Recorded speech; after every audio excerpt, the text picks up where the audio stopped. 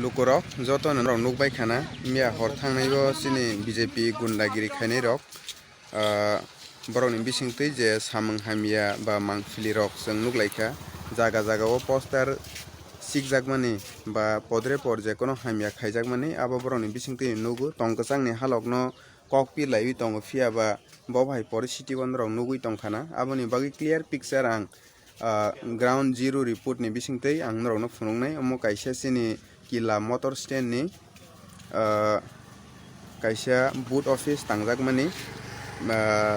mia hor thangnai bo je chini tabok tini bo chini o jaga bo kaisa chwng je lokothum panda ba chwng 28/03/21 o je chwng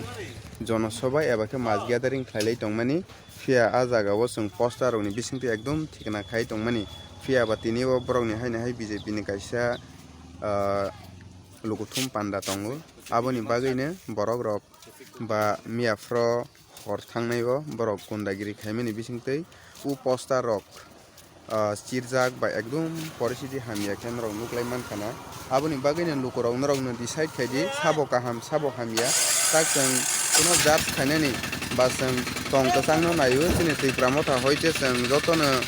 tongkwchang ba halok kaham thansani mari no twi lebino chwng purano chwng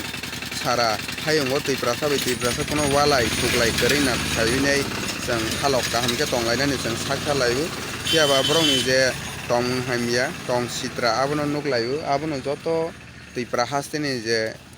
lukurok no ang koina musugo jater chwng tongkwchang o tongwi bulaya walaya khaibinai chwng tongkwchang tongnani phiaba ang norok no clear picture romani hingkha abono je borok ni poricity ba tong halok hamya abono phunukmani si norok chwng bai choyawi nai tongni chwng clear picture rohnai ground zero report ni bisingtwi norok nai tong iko naidi ground zero report ni bisingtwi chwng thung phunuknai naidi borok bo bai ke sirkha ba khibilai kha borok no ang teibo phunuknai chini bwskang ni je rasta rok ni abo flag phisa jakma rok no tei phunuknai.